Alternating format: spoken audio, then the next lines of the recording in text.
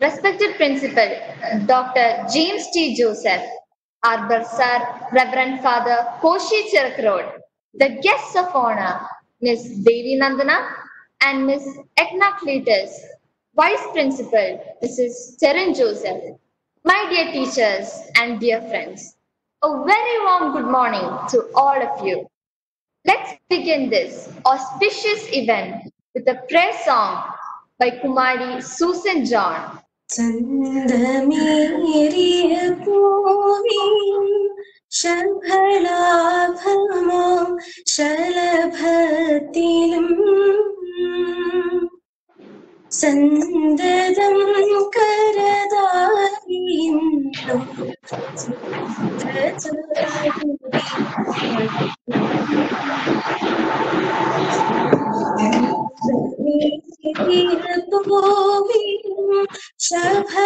ശഫളാഭമാം ശലഭത്തിലും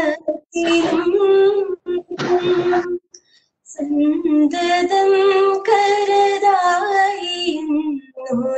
ചിത്രചാതുരി കാട്ടിയും ഹന്തചാരു കടാക്ഷമാലകൾ അർക്കരശ്മിയിൽ മീട്ടിയും ചിന്തയാമണി മന്ദിരത്തിൽ വിളങ്ങുമീശനെ വാഴ്ത്തുവിൻ ഹന്തചാരു കടാക്ഷമാലകൾ അർക്കരശ്മിയിൽ മീട്ടിയും ചിന്തയാമണി മന്ദിരത്തിൽ വിളങ്ങുമീശനെ വാഴ്ത്തുവിൻ ചിന്തയാമണി മന്ദിരത്തിൽ വിളങ്ങുമീശനെ വാഴ്ത്തുവിൻ. Blessings abundantly. Thank you, Susan. This is indeed a great moment for Sarvodaya as we gather here to honor our precious alumni, Miss Devi Nandana and Miss Ekna Cletus, who made us immensely proud with their remarkable achievement in the UPSC Civil Service mains.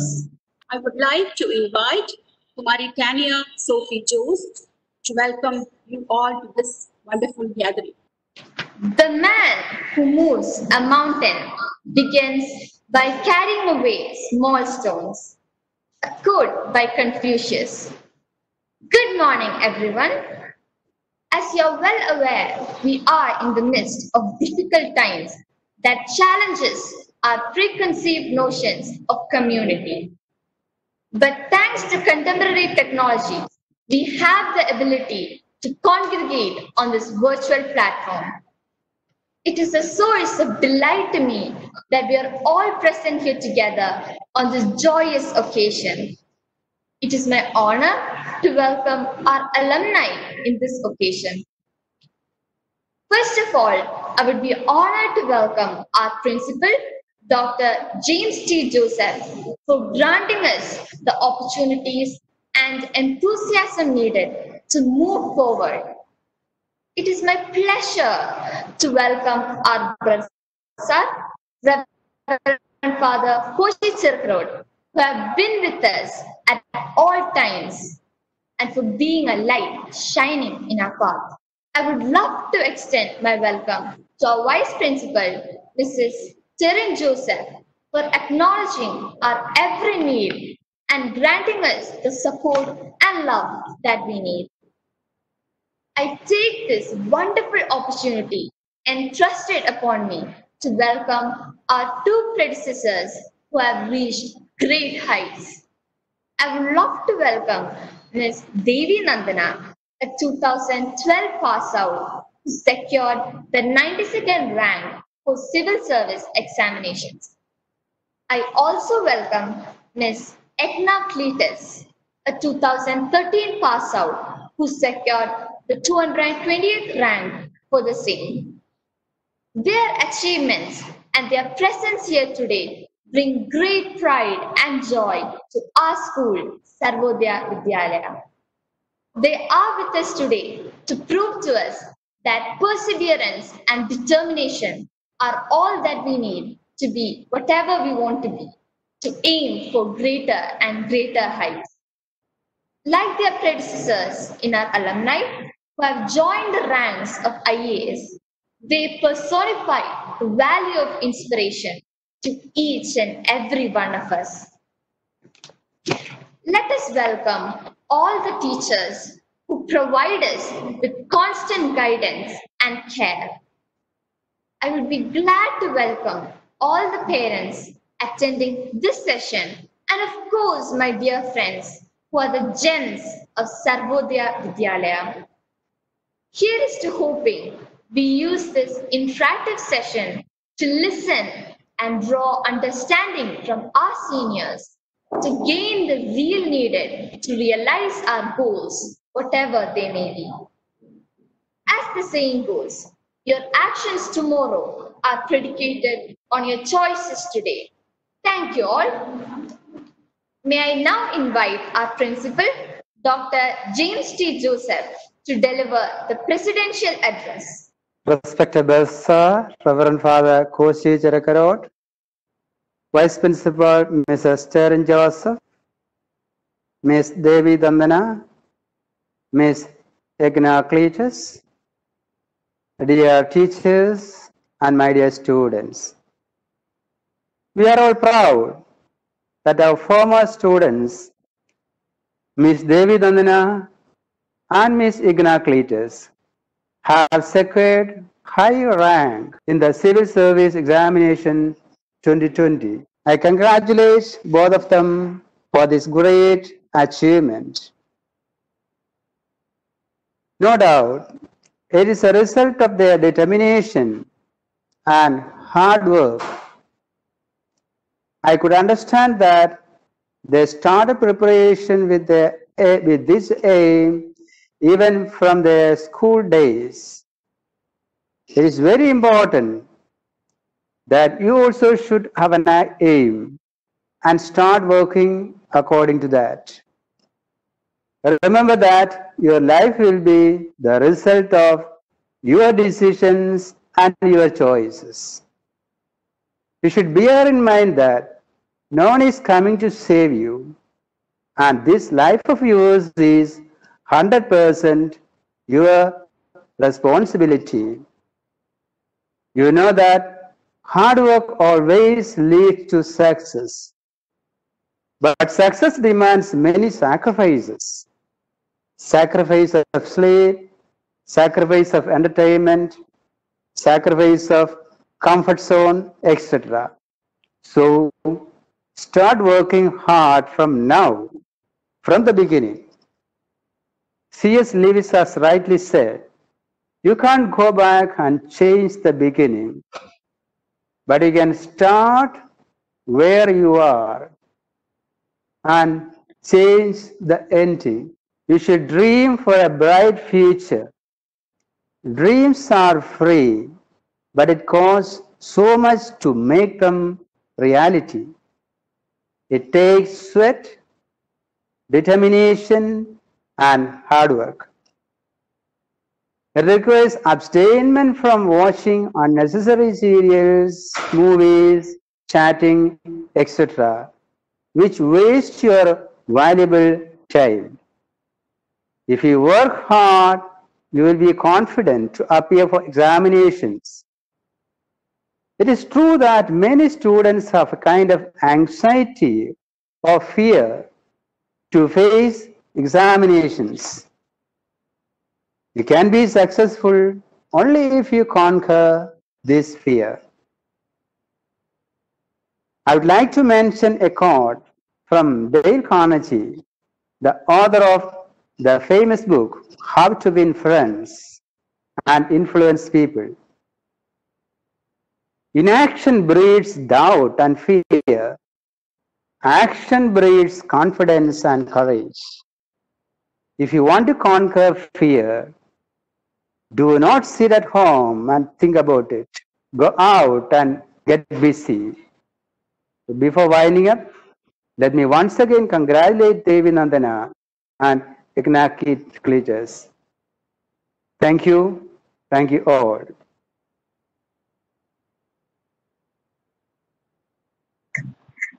Thank you, sir, for your inspiring words. I invite our dear bursar, Reverend Father Kaushik Chirakarod, to deliver the inaugural address. Good morning. Can you hear me? Hello? Yes, Father.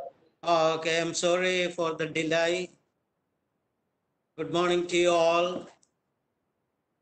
Especially today, the very presence of our dear Devi Nandana and Egna Cletus give immense joy and pride to the Sarvodaya family. I'm very glad for their presence and their consent to be with us for a few minutes. And for you, my dear young boys and girls, Devi Nandana and Egna Cletus certainly are models, motivation, and inspiration for you to set your eyes to a point of gaining, achieving the maximum out of your potential. Why we requested Devi Nandana and Egna Cletus and why they consented to be present today, to be with us. It's because you are the promises, my dear boys and girls. You are the promises of Sarvodaya Vidyalaya. And we would like to inspire you all with their life experiences, how they achieved this, and what all pain they took, the modus operandi, the mode of operation they have taken to achieve this gaining. You all should get that. That should inspire you. That's why we have conducted this program today.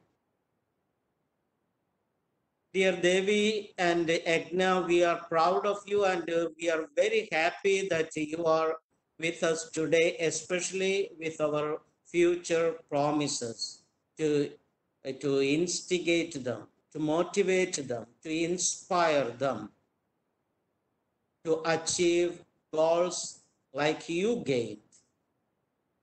I hope this section will be very fruitful. I wish you all the very best.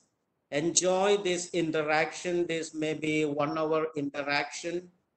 Get inspired. And now I hereby officially declare this interaction section inaugurated. Have a blessed time. God bless you. Thank you. Thank you, Father, for your wonderful words of wisdom. We are indeed blessed with your presence and words of motivation. Miss Devi Nandana, ISC 2012 batch, is a resident of Mannantala, Trivandrum. She is an engineer by profession who actually quit her job in Bangalore to chase her civil service dreams. She proved herself by securing 92nd rank in the mains. I proudly invite Ms. Devi Nandana to deliver the keynote address. Good morning, everyone. It's such a wonderful opportunity to come back to one's alma mater and address the students from the same school from which you passed out. First of all, let me start my keynote address by thanking everyone who made this interaction possible. We all know that we are passing through a very troubled time as such. In our lifetimes, we have not witnessed a pandemic, and the pandemic has brought to us many difficulties.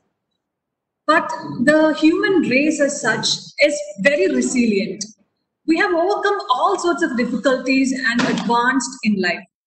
So this is one such incident. This pandemic has brought us closer together by the use of technology. and has made such an interaction possible. I would have loved to meet all of you in person and address you as a crowd and answer your questions personally. But because of the situations, we had to limit it to a virtual summit.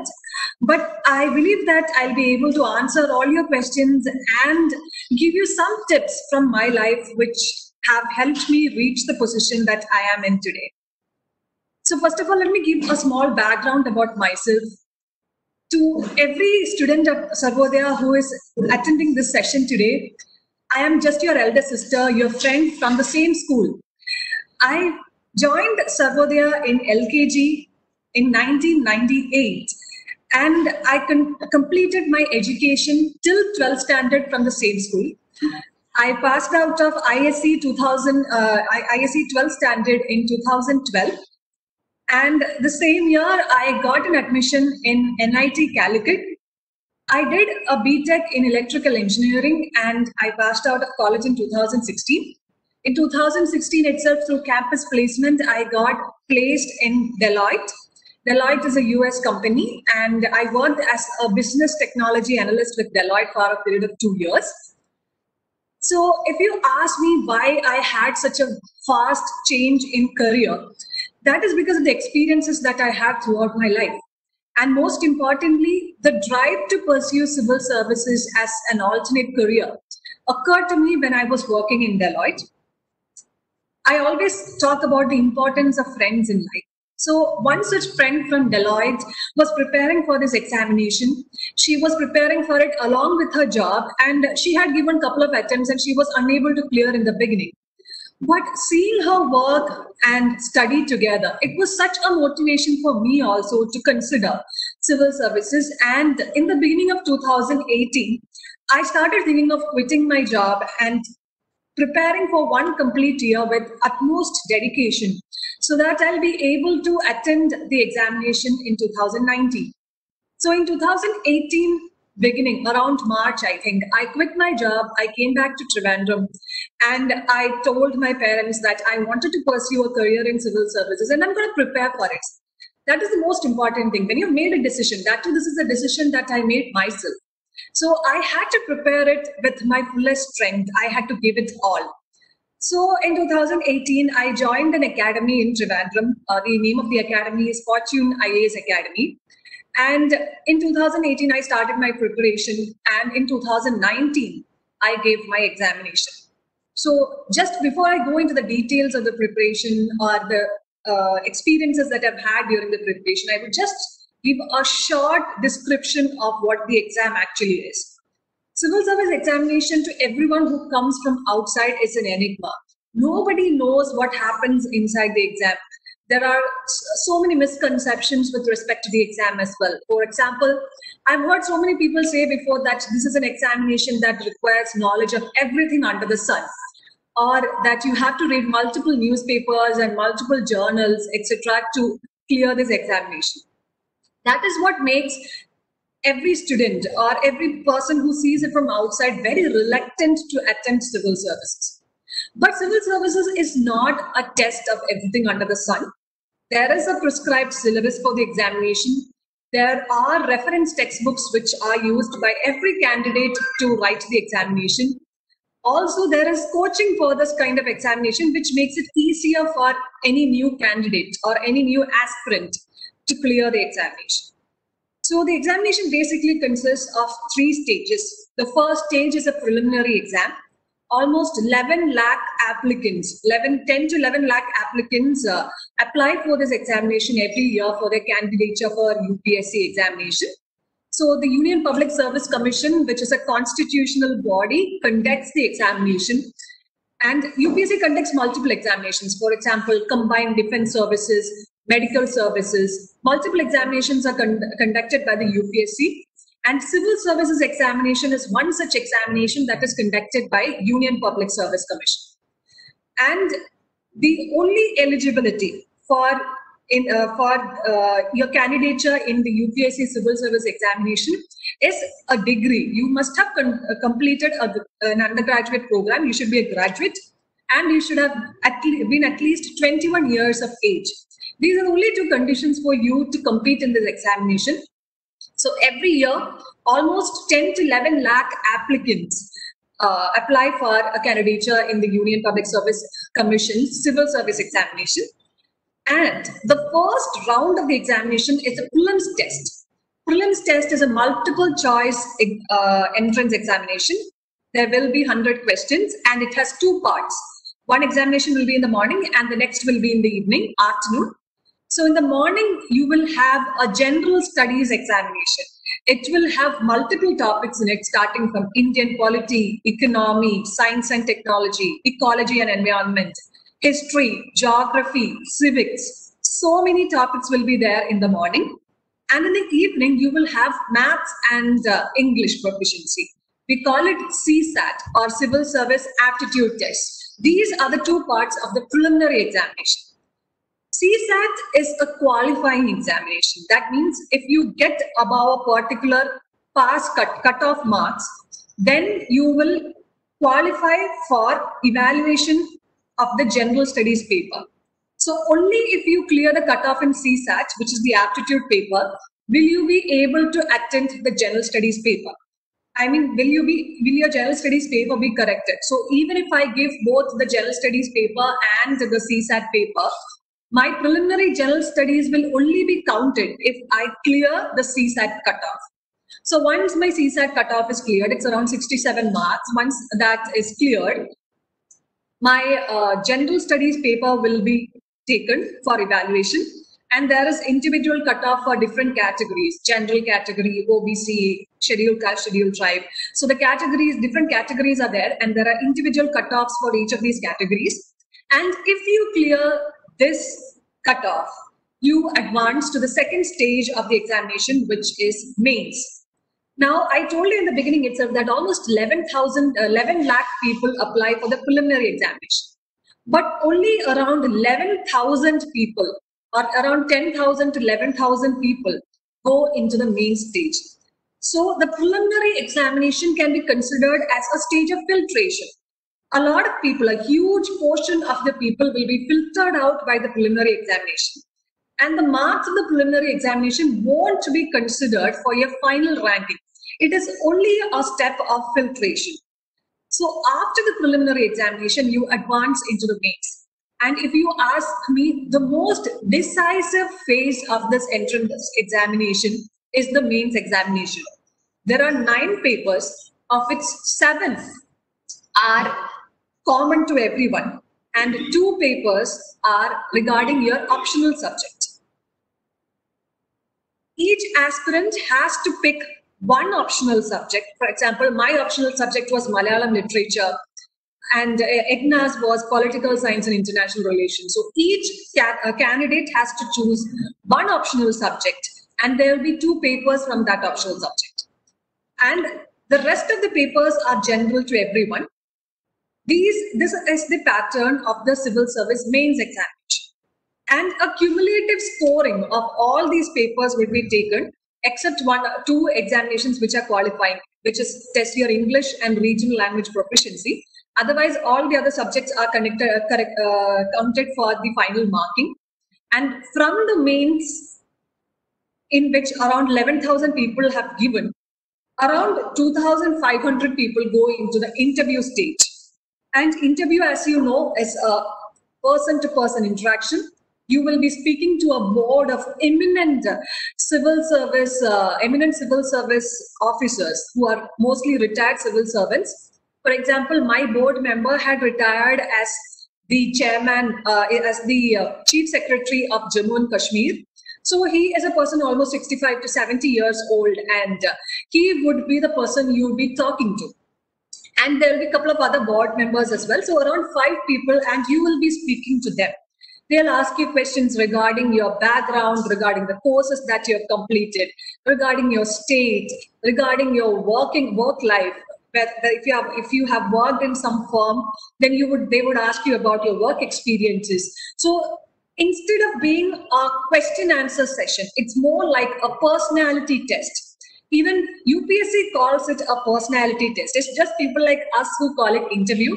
It's actually a personality test, and These people are extremely qualified to ask you 3 questions and judge your personality. So that is the final round. And from around 2,500 candidates who go to the interview stage, around 900 people come in the final list.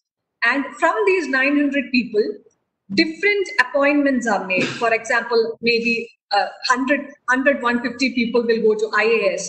The rest, then a few people will go to foreign service, revenue service. There are almost 24 services to which appointment happens from the final list. So civil service examination does not just mean IAS, it has multiple services under it, and the placement or the appointment to the different services happen according to the allocation procedure and the vacancies that are available in a particular year. So this is just a very brief overview of the examination for students who are attending this session. And now I'll just give my experience preparing for this examination. So in 2018 May, I had started preparing for this examination.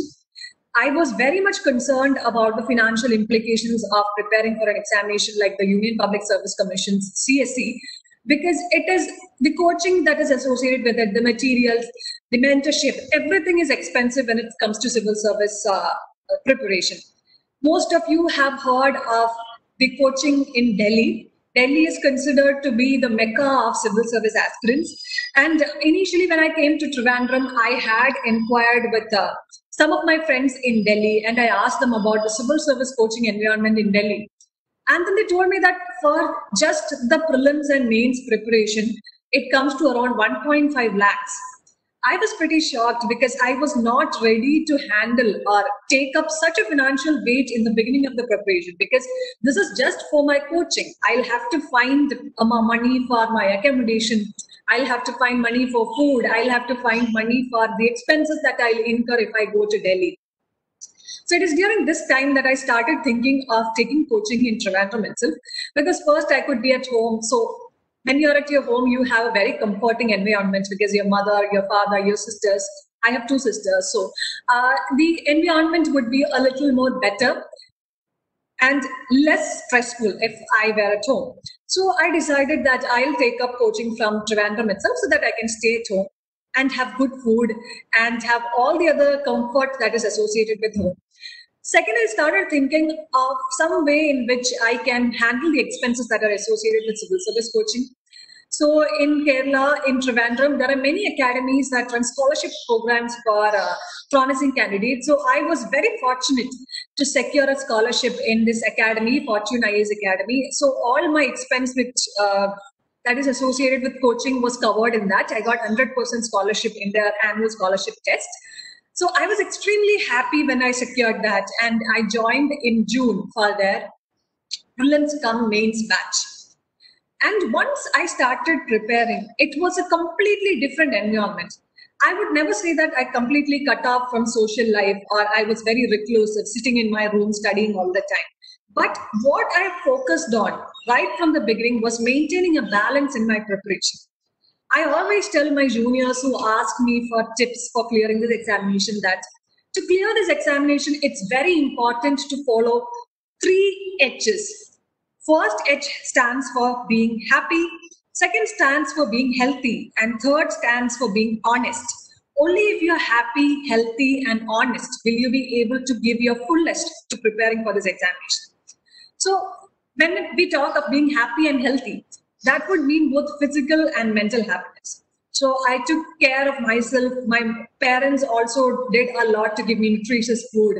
I would exercise a little in the morning so that I don't feel too stressed. Exercise gives you that drive to be energetic throughout the day. And after getting up in the morning and doing some exercise and having proper breakfast, I would go to my academy. I used to avail the academy's reading room facility to study so that we have a little bit calm and peaceful atmosphere. And that is wherein the third part comes into play. You have to be honest. Since you have taken this personal decision to pursue this examination, you have to be honest to yourself. Whichever test that you're taking in your life, the only person that you need to impress is yourself. So every day when I'm starting to study, I would have some target. I never used to make a hard and fast timetable because I would never stick to it. I just used to make a rough timetable for a week, saying that within this one particular week, I have to cover so and so topics.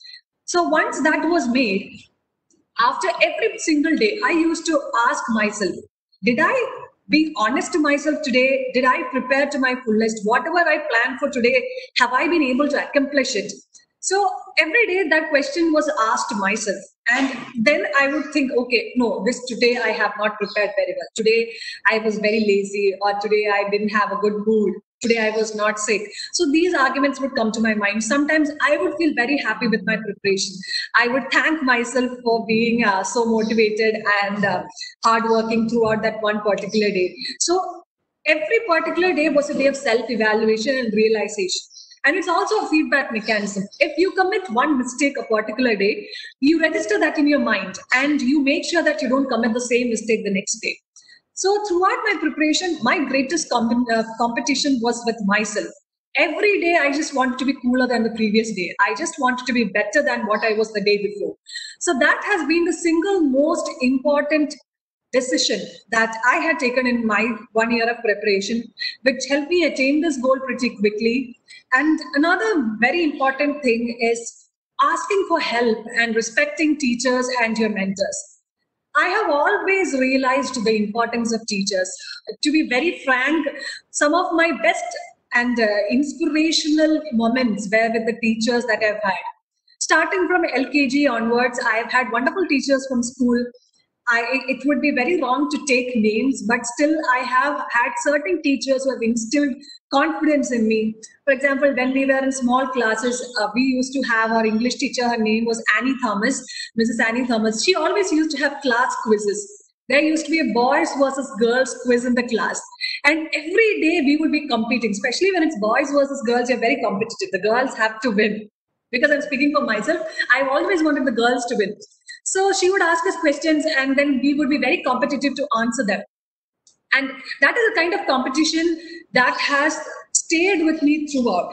And when you are participating as a group of girls in a quiz, you always want the team to perform well. It's not just whether I am able to answer.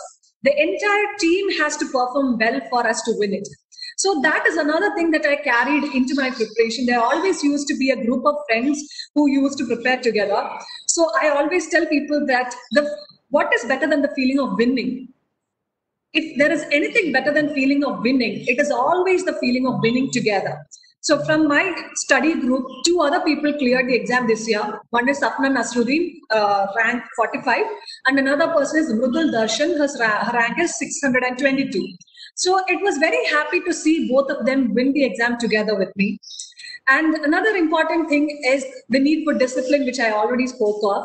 We have had so many teachers in our campus who made sure that we are disciplined. Violet teacher, Matai teacher, Rosama teacher, so many teachers who always wanted us to be disciplined and concentrating on the work that we have in hand. Then another very important experience that I really have to talk about is the competitions at the school and college level. That is what make you competitive, and the strive to achieve in life comes from these small competitions that you have in school. My parents were always very much interested in us participating in competitions at school. For example, my sister and I, we're just a year apart. So she's just 1 year senior to me in school. So we always used to participate in youth festivals and athletic meets that used to happen. We used to be sorted into different houses. When I was studying in school, it used to be red, yellow, blue, green. I always used to be in yellow house. And we always wanted our team to win. We would participate in literary events, cultural events, and athletic events. And winning 1 point for your house mattered the most to us. So whenever the prizes are announced for maybe for painting or drawing, getting the 3rd prize, or for essay writing or debate or extempore, getting the 1st or 2nd prize, it meant a lot to us. So these small competitions that we used to have at the school level were carried forward to our preparation. Actually, these things affect you throughout your life. So what I really wanted to tell you guys is about the need to maintain a balance in life.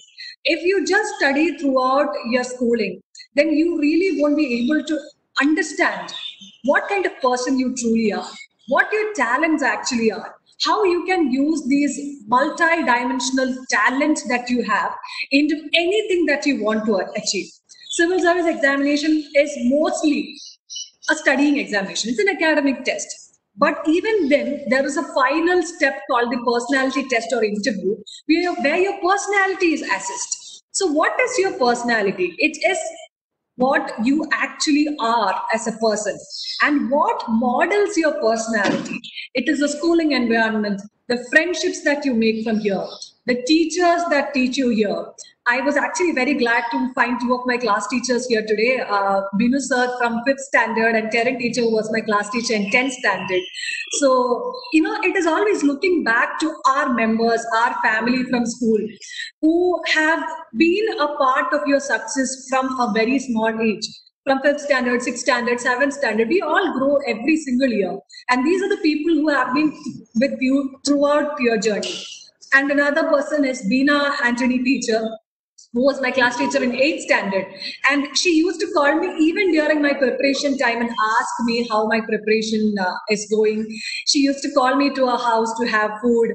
So even she has been very motivating. So I have had such a wonderful group of teachers and friends. My friends from school, my classmates from 1st standard, they are still my friends and my best friends. And these are probably the people to whom I told that I'm preparing for this examination.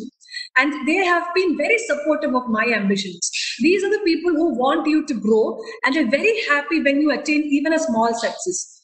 So to sum up my whole topic of speech today, I would always want each one of you to discover your talents, to study when you have to study, and when you want to study with your fullest potential, and dedicate some time to extracurriculars. Try to improve yourself as a person. Your academic reports, your progress cards, these things only talk about one aspect of your life, whether you've studied well in school, but whether you are a person who can make some change in the society, whether you're a person of use to the country. Each and every person has the potential to be of use to the country.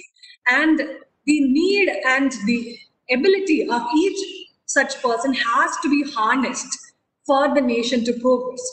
We are a population of around 135 crores, and with each person utilizing their skills to the best, you can just imagine how much better our country would be. So I want you all to focus on building your character, respecting your teachers, cherishing your friendships, enjoying your school. I know for a fact that most of you are missing school right now, but hopefully we'll all be able to gather in school and have such wonderful memories which define you as a person, which help you develop as an overall person and take you ahead in life. With this, I conclude my speech and I welcome Egna to give more tips on this examination. And also,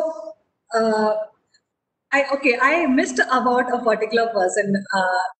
So I really am very sorry. I just wanted to speak about one more person. So my father always says that when I came for admission to school, it was towards her at that time, and he was very strict. And he had asked me a couple of questions when I came for admission, and I did not answer any of those questions. But still, he was very, very happy to give me an admission in the school. And I was always very scared of him. I would be in the primary section, and he would be looking from the basketball court, whether anybody is playing in the basketball court during intervals and all that. But he has done a lot to the school and a lot to the education that we have had. Similarly, I have had experiences from Anthony Epen sir, who was the principal till I was in 11th. And in 12th standard, Father George Karur had taken over as the principal. And these people have made a lot of contribution to the school.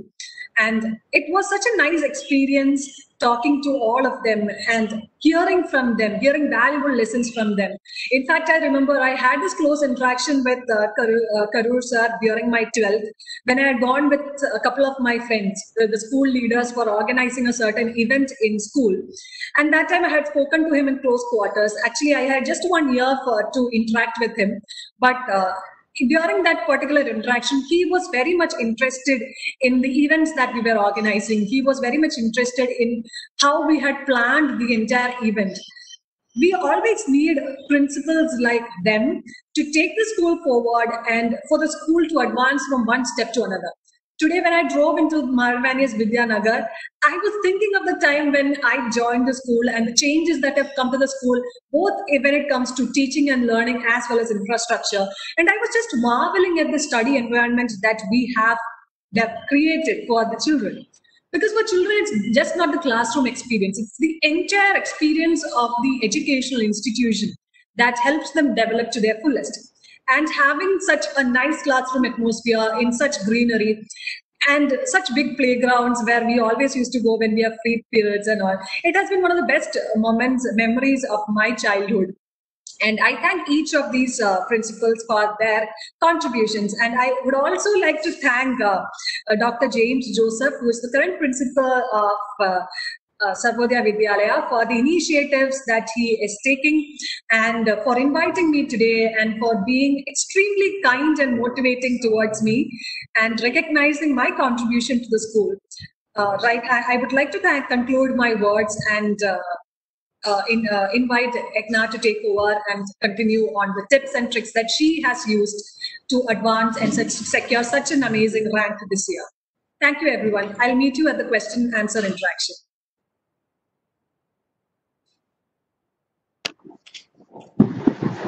Thank you, dear sister. We are really grateful to you. Thank you for words of guidance, advice, motivation, and for all that you gave. It is really an encouragement for all of us to achieve great heights. Ms. Egna Cletus, ISC 2013 batch, is the first IAS topper with 228th rank in the UPSC exam from the coastal belt Valyato of Trandrum. She is also an engineering graduate who had this dream of becoming an IAS officer from a 7th grade itself. We would like to know about that long and inspiring journey from you. I invite Ms. Egna Cletus to deliver the keynote address.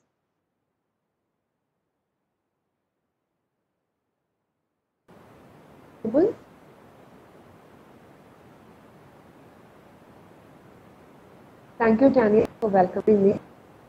Respected Principal James sir, Versar Father, Reverend Father Cook, Vice Principal Serentia, dear friend Devi Sana and Alma.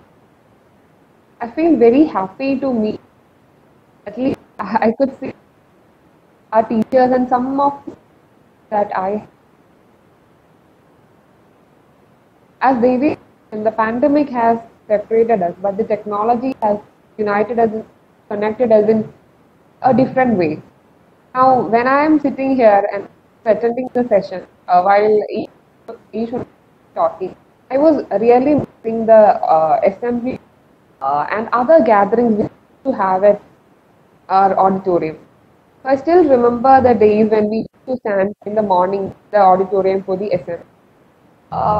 One day when I was standing for the assembly, our teacher mentioned about an IAS officer who was a senior. That is the first time hearing about an IAS officer apart from the movie. And later, at my young age, when I was searching for an MVN to write in our composition book, I was talking to my friends, to my seniors and other people, so that I could write a good ambition in my book and secure good marks. So it was in search of this ambition that I went, and finally I landed up knowing about civil service. As Principal Sir mentioned, this was my childhood dream, and how this dream actually occurred was because I had this inquisitiveness to search for an ambition that would help me convert the value, aspirations that I had into a profession which I could pursue.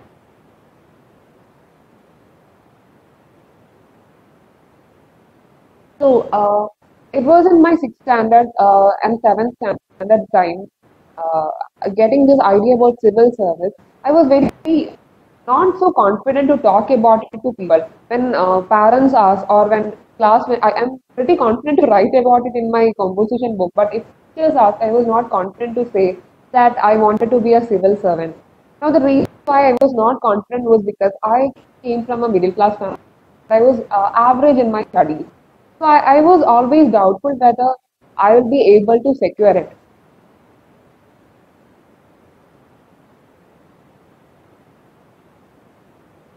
I think the video is okay now.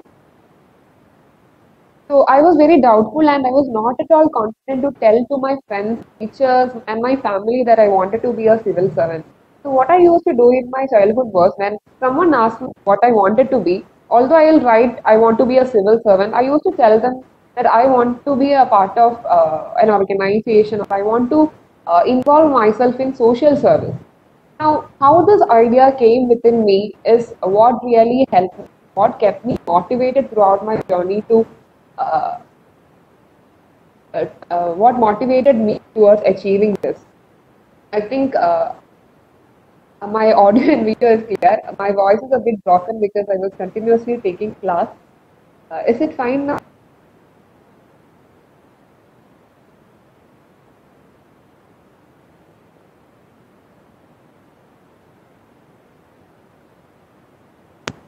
Okay, It's okay. It's okay. Please continue. fine. Okay. So what happened with me? In search of a dream, in search of an ambition, what I used was the values that I got in my school.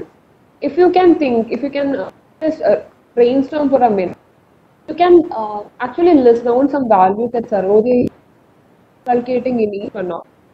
Sarvodaya wants us be loyal to ourselves, to the society, people who are hardworking, to be dedicated in the work that we are doing, we study in our profession.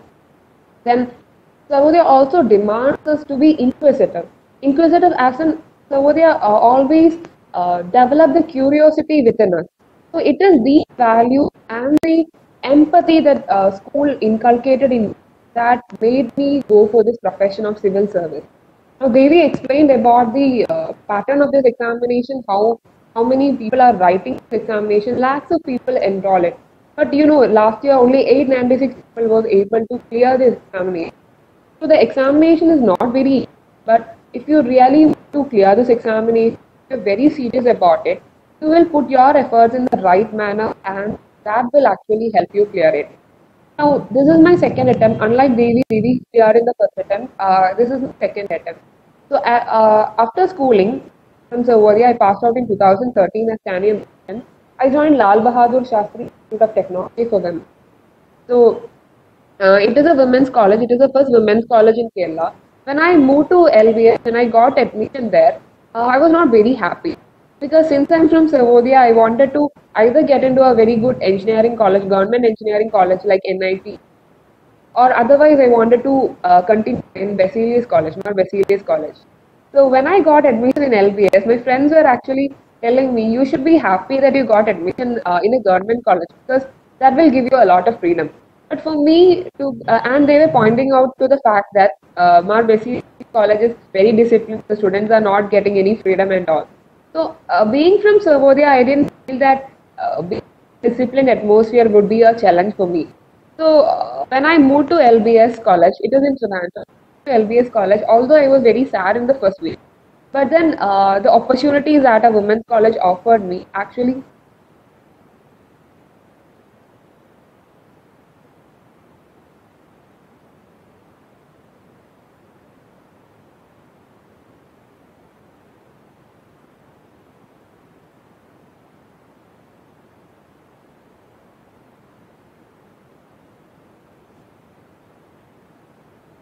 the opportunities that LBS offered me actually gave me a platform to make sure that I believe in myself and the decision that I took to be a civil servant was right. So when I was preparing, all these values that was there in me really helped me, kept me consistent and motivated to pursue. I failed in my first prelims very miserably. I couldn't clear it. My marks were not even close to the cutoff. So in my second attempt, between my first and second attempt, I had to take up a job. I was working for 4 months in a Big Four company. So what happened was when I went to this company, I realized that I had to work in an IT firm. The entire exposure, the entire atmosphere is different, And what I was looking for in civil service was interacting with the people, trying to bring change in the society or trying to help them. So when I was in IT sector, I realized that this is not going to work there. And those 4 months when I was there actually made me realize that my happiness lies in securing this or clearing this examination and securing a career in the Indian civil service.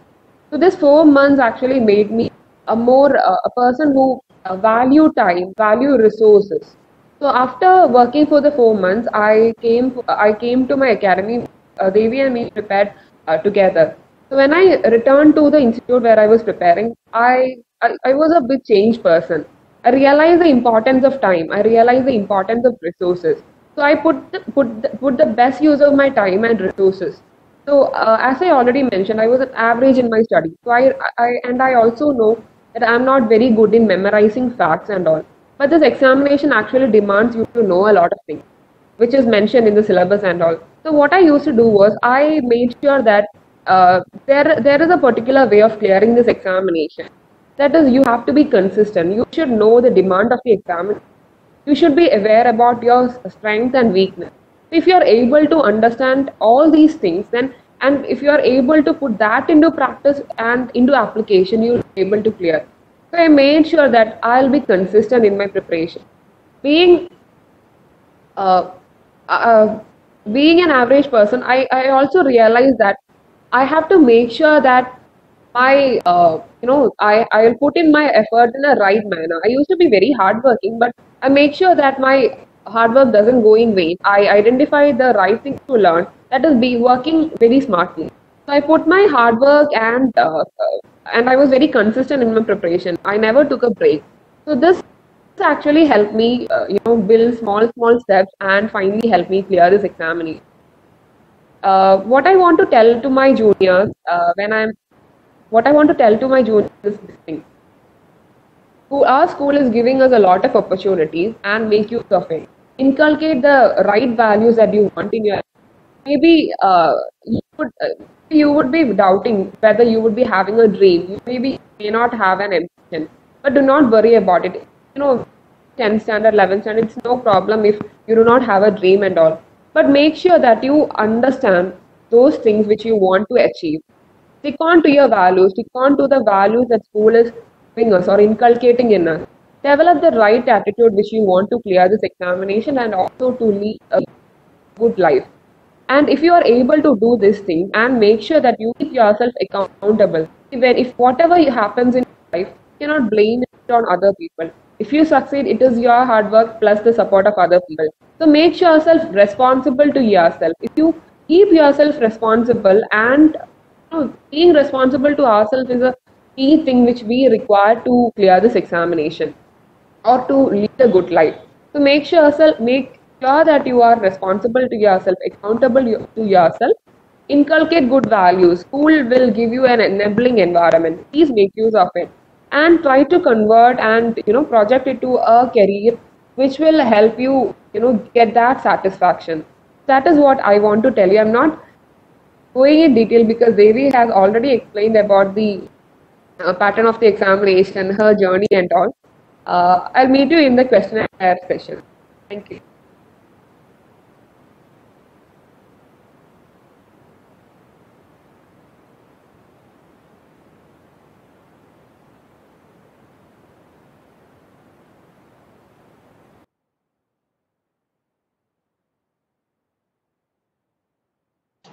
We are thankful to you, Chechi. It is inspiring to us to know that dedication, perseverance, and hard work now paid off through your achievements. We are fortunate to have you both as our alumni. We imbibe your words and deeds in our journey to greater heights. Now it's time for the interactive session. I would like to welcome my brother Studi R. Mohan of class 12B to start the interaction. Good morning. My name is Studya Mohan. I'm from 12B. So all my questions were literally answered in both of your speeches. It was really wonderful to hear your speeches, which really inspired us. So one question that stuck in my mind, addressing both of you, is that during our childhood, we aspire to bring humongous changes in this society. To what extent do you think it is practically possible to bring our dreams, which we had in our childhood, in such a system when you reach such a post of power? Hello, Snidhi. Thank you for the wonderful question. I would try to answer this question as best as I can. So, when you talk about the system that we are in, the system that we are talking about is a system of 135 crore people. And I believe each one of us, even in whichever position you are, is capable of bringing some sort of change to the society. I realized that when I was working in Deloitte, I realized that when I was working as a part-time teacher, when I was in Deloitte, I actually forgot to mention it, but when I was working in Deloitte, I also had taken a job as a part-time teacher with an NGO. I would be working on Saturdays and Sundays with an NGO called Youth for Seva in government schools throughout Bangalore, in suburban areas of Bangalore, where teaching faculty is comparatively less. And I realized that the kind of change that I could bring as a teacher, I used to teach subjects like art and craft or speaking, public speaking, etc. to Kannada medium students.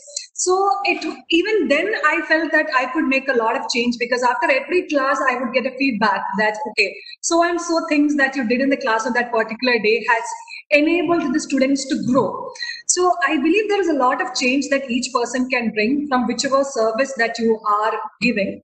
But when you come to civil services, there you have the kind of power and platform that enables you to enact changes in a better and faster way. That is the charm of the services, if you ask me. As I already mentioned, you're capable of bringing about a change in the society from whichever employment, whichever job you're doing. But when you come to civil services, you have this additional authority to enact change in a better way. But because we already talked about the system, in the system that we are in today, there are positives and negatives. There are certain challenges also that we have. In India, to bring about a change, it takes a lot of years. You can see that when you look around, a simple road construction itself could take a lot of years. But as civil servants, what we are trying to do is trying to bridge this gap, trying to expedite processes in the society as soon as possible, bringing about change in the quickest possible manner so that each and every person who requires a kind of service gets it as soon as possible. That is the dream that each one of us who goes into civil service has. And that is something we would try to uphold as much as possible. We have elected representatives above us. We have a lot of employees who will be working with us as our subordinates and as juniors. So it is a huge challenge to integrate all these changes in the system. But I believe each one of us can try to accomplish as much as possible. And I believe even getting a small signature for a person who is needy and who requires it from a government office itself can change one life. And we have heard a lot of inspiring stories by IAS, IPS officers who have brought about changes in the society by the actions that they do. So, of course, we would try to do as much as possible and bring pride to students like you who ask such questions. So thank you, Sudhi, for the wonderful question. Can we move to the second one?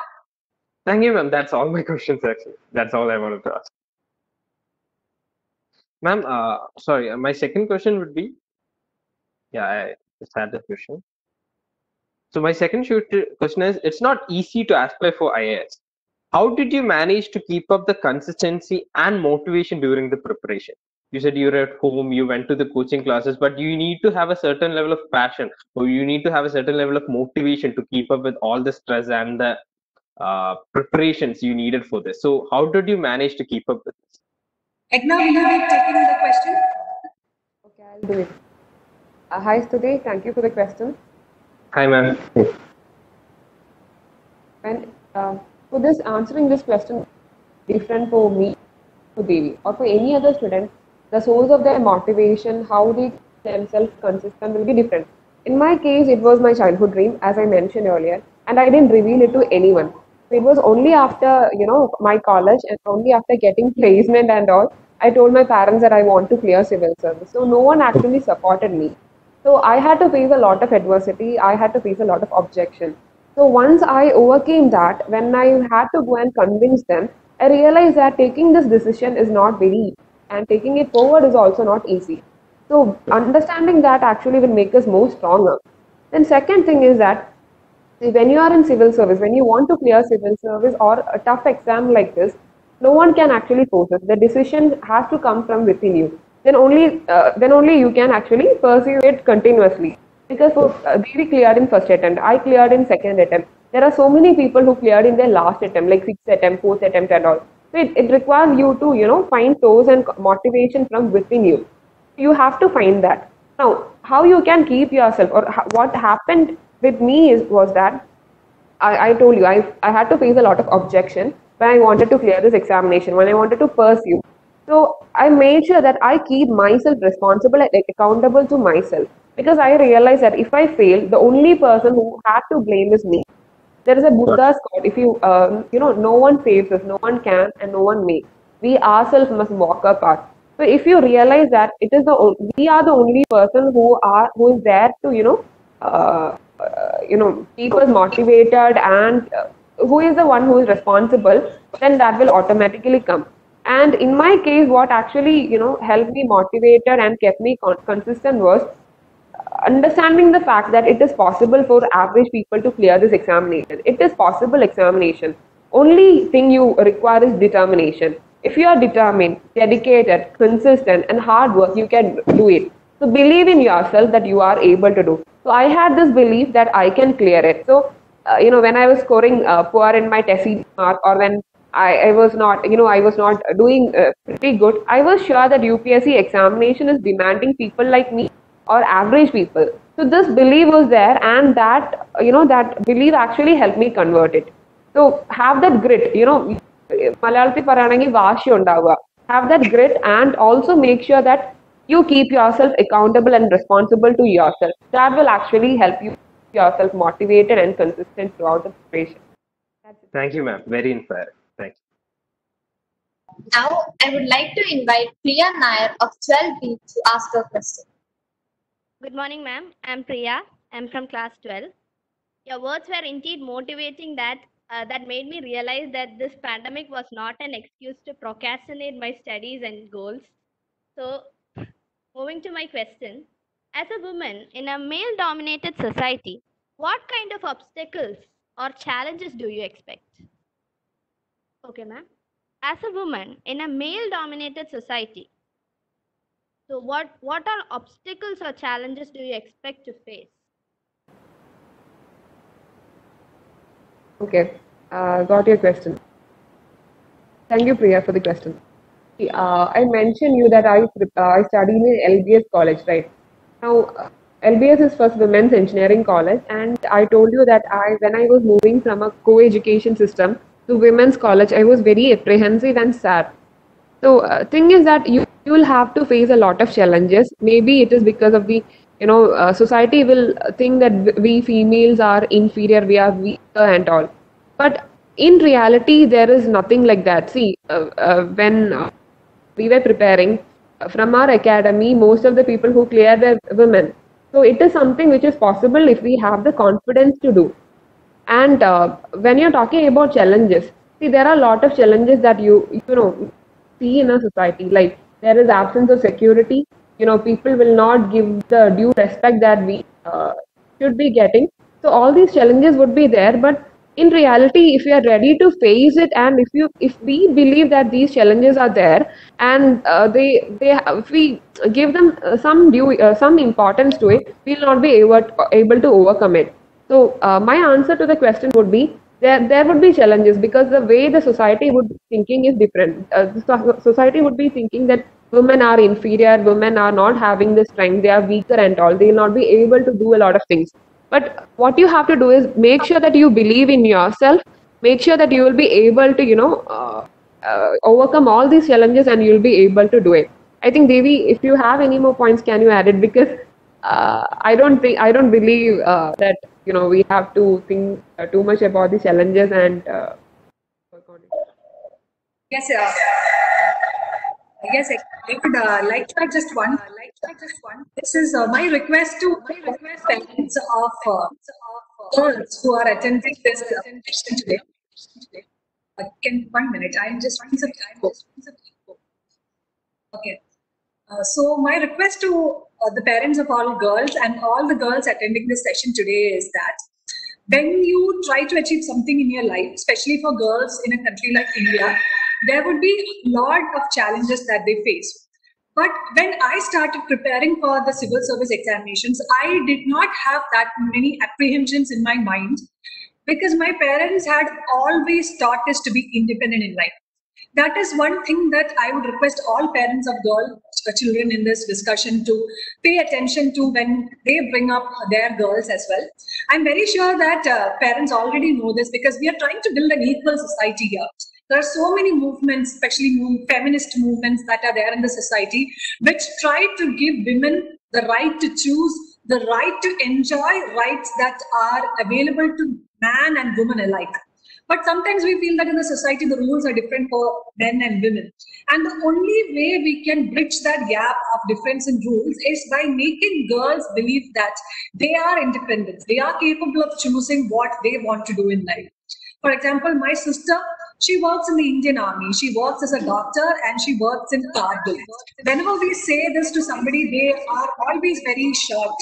How can you leave your girl to work in the army? Can she get married?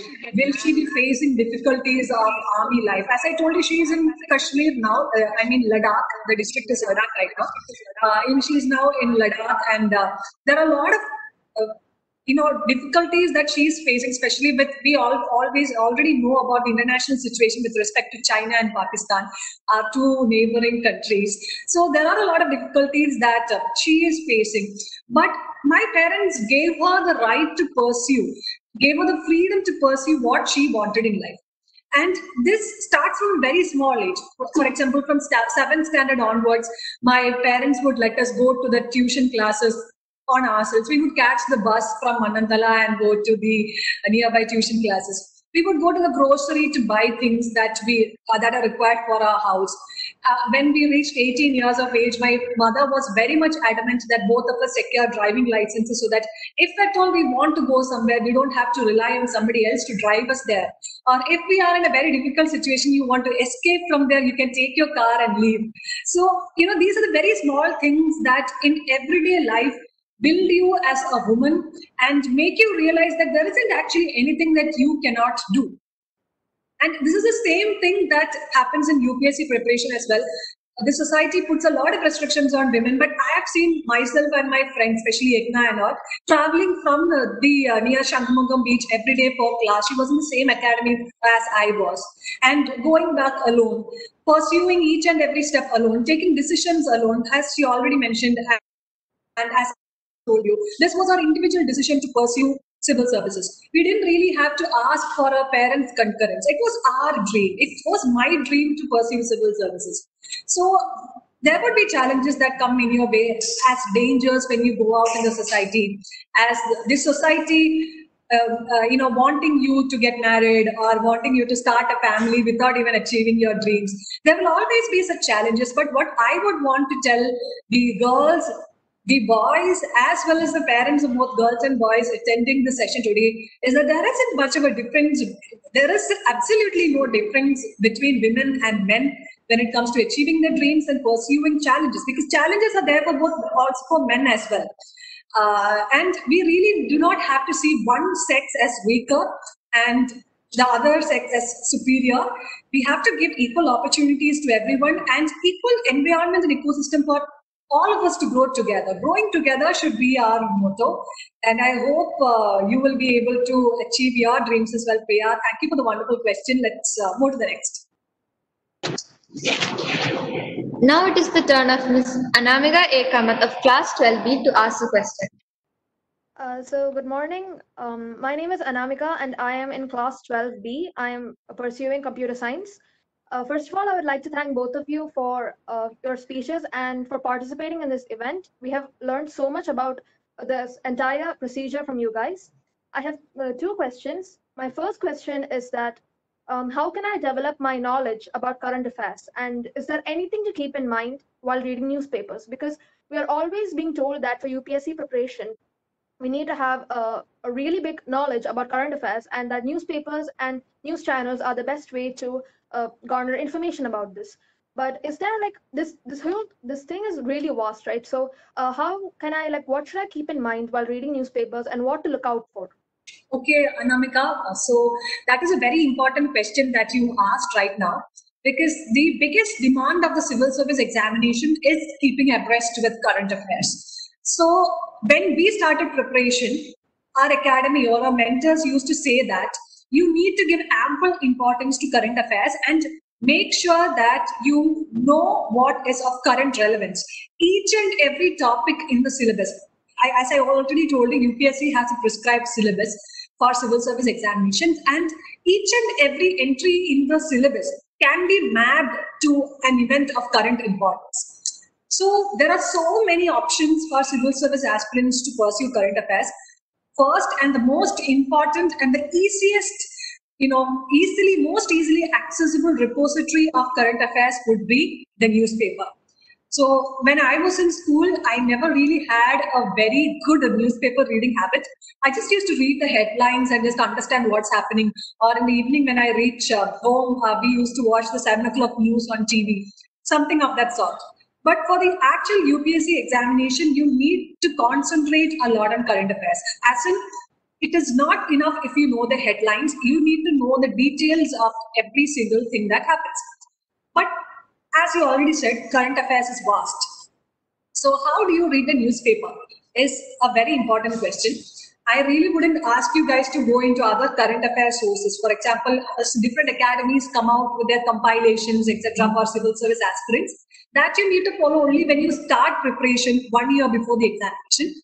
Right now, you can focus on building current affairs background or foundation with newspapers. But one thing that you need to keep in mind when you read newspapers is that, first of all, you need to understand the issue in depth. For example, if there is a deal that is signed between India and China for a particular, for example, now there is border tension in the Kashmir area, so Ladakh area. So if there is a deal that is signed between India and China, you also need to know what are the deals between India and China that have been signed for the same thing before.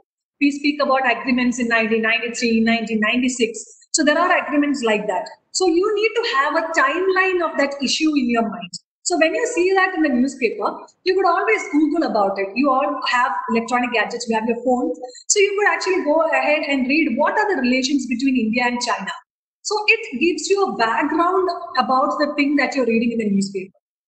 Also, local news is not very important when it comes to actual exam. Local and political news are not much required. So when you read the newspaper, you can actually skip the pages with respect to Trivandrum city or Kerala, etc., except for very important news. For example, Kerala had a successful Nipah containment strategy. That is very important because in India, Kerala is the only state that has shown such alacrity when it comes to containing a disease. So those things are important. But local news like party skirmishes or construction of road or some initiative by the state government, etc., those things are not very important. So how you understand what is important and what is not is basically from the syllabus of the examination. You should take a printout of the civil service examination syllabus and see if a particular thing that comes in the news can be mapped to a corresponding entry in the syllabus. If that is possible, that means that particular news is important. And this is not something that you can do from the first day itself, because it's a little difficult. For any beginner, this could be a little difficult to understand how to find out which news is important. But over the course of time, as you understand the demand of the exam, you will be able to understand which news is important and which is not. Also, in order to retain news, I used to make newspaper notes.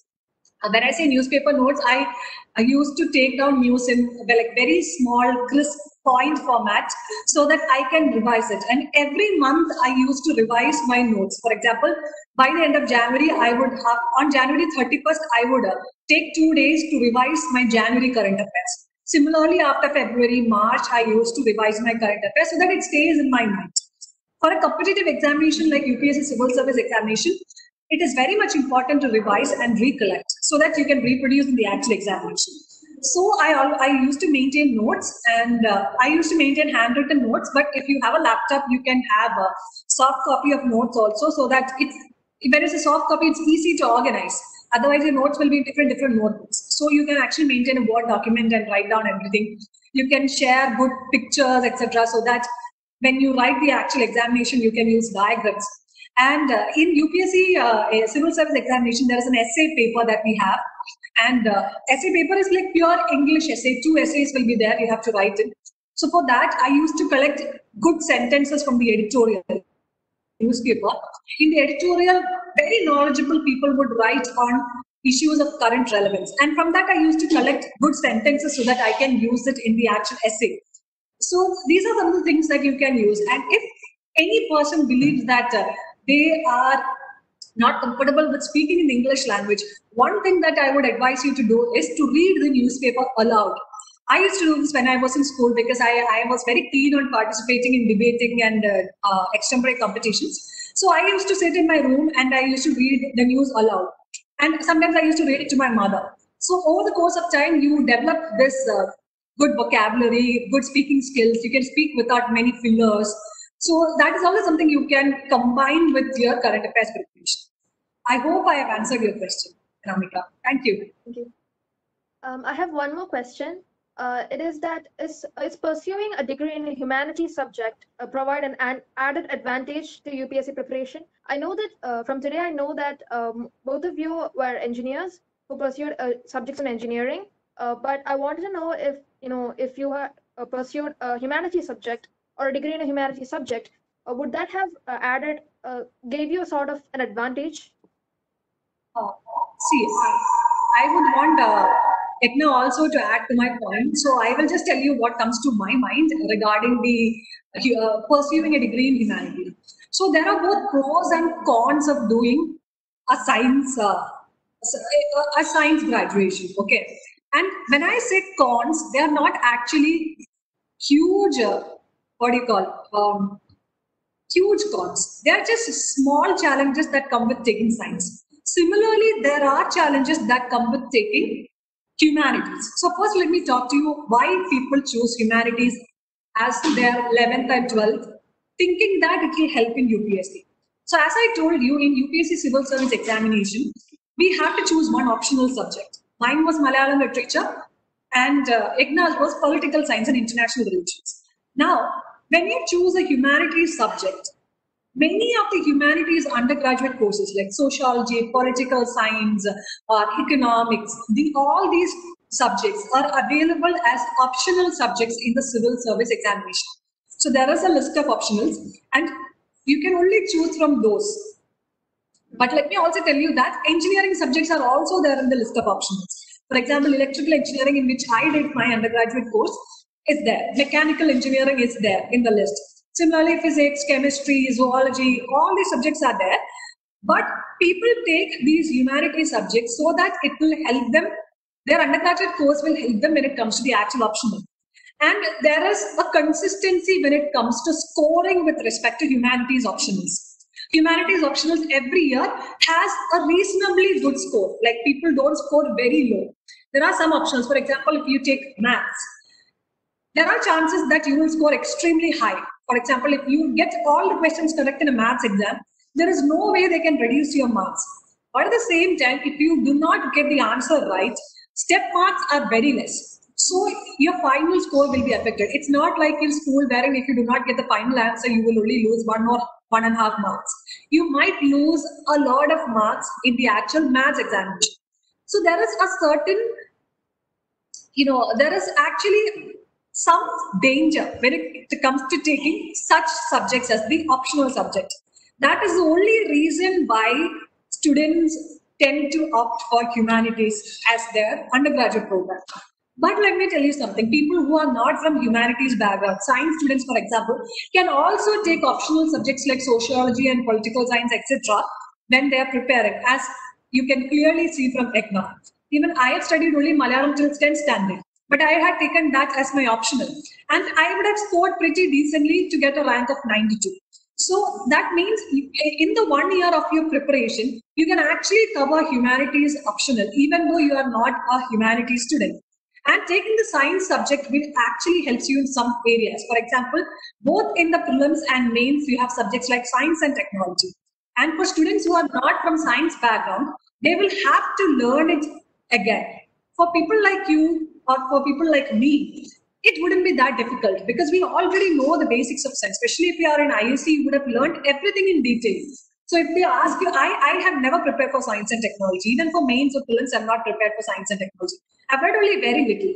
Similarly, in prelims, there is a paper called CSAT, which is aptitude examination, and it has a lot of maths, the kind of things that we learn in school, permutations, combinations, work and labor, and questions like, you might have done questions wherein so many people are sitting around a table and you are distributing something among them, or a boat is traveling up a river, down a river, then calculate the time that is taken. These kind of questions are very easy for us. I have never had to prepare for aptitude because I was strong in maths. So this humanities students might find it difficult. I won't say everyone will find it difficult, but that could be a tough section for humanities students. So both these subjects have their advantages and disadvantages, but I don't feel any student is extremely disadvantaged. You have doctors who are coming into civil service examination with medical science as their optional. So there is scope for everyone to attend this examination. But finally, the subject that you have to choose in college depends purely on your interest. Do not calculate prior to that thinking, oh, this might help me 5 years down the lane, or this might come of use in civil service examination, or this might help me get a placement very quickly. See, those things are important as well, but only if you're interested will you be able to do a particular course properly. Otherwise, you will always be regretting, you will not enjoy studying, you will only be by-hearting things without ever understanding the concepts. So please choose a graduate program depending on your interest. And I'm pretty sure that you can work it into the demands of the UPSC exam as well. Ekna, if you have any more points, please fill in. Hello, Naka. Hello. One point I want to add is that to the time people actually choose humanities subject, especially when they are in 11th and 12th standard, it is because they think that they have to, study NCERT textbooks of 11th and 12th standard again when they are preparing for the UPSC. That is the reason why they are choosing humanities subject. I myself have come across such students.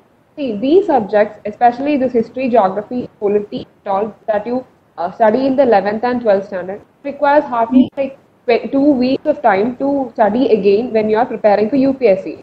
So for that 2 weeks time, you don't have to actually compromise on what you want to pursue 11th and 12th. You can do it in a very short span of time. So for that advantage, don't think that you can choose humanities and that will be an advantage of already covering the NCERTs when you are starting your UPSC preparation. So that is the point that I want to add in this question. And the previous question, with respect to the current affairs question, apart from syllabus, one more thing you have to refer is the previous year question paper. Because even after covering the syllabus and preparing for the preparing the current affairs with respect to syllabus, people actually do not know the limit of preparation. See, there is a topic called budgeting in a syllabus or inclusive growth. So for that, when you're reading the newspaper, you will come across a lot of articles. You don't have to study all these articles or prepare in depth like 10 pages of note or 25 pages. Because one of my friends who is of my age, when he was preparing, he made a note on some topic from the current affairs which is there in the syllabus. So he prepared some 15 pages of notes, just like what we do in our school, like when we are submitting assignments and all. So you have to understand the limit of the things that you should know. So in order to understand how UPSC is setting the questions from the syllabus and current affairs, you definitely have to look into the previous year questions. Maybe along with that, you can do one more thing. You should know what is expected out of us when we are writing the answers. So you can refer to the topper's answer copy, which is available in most of the websites. So when you understand what a topper would write, like you don't have to write, science and technology in detail like what we read in the newspaper or prepare during our college time and all. So you have to understand what is expected from an aspirant in an answer. So refer the previous year questions and also the topper's answer copy along with the syllabus. So that's it. Okay. Thank you both so much for answering my questions. Now I would like to invite Revati V of 12B to ask a question. Good morning, ma'am.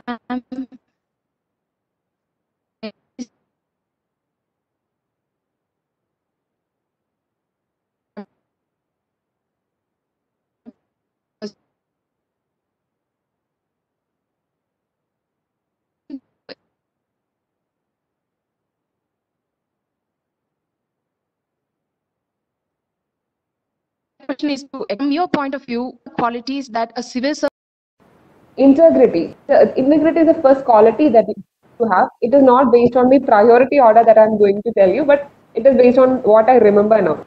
So integrity means that we have to be consistent when we are talking, thinking, and when we are acting. You know, under any pressure, we should not compromise on our values. We have to be consistent throughout. So I mentioned about the value consistency, which actually helped me while clearing the examination. So integrity is first thing that you need to have. If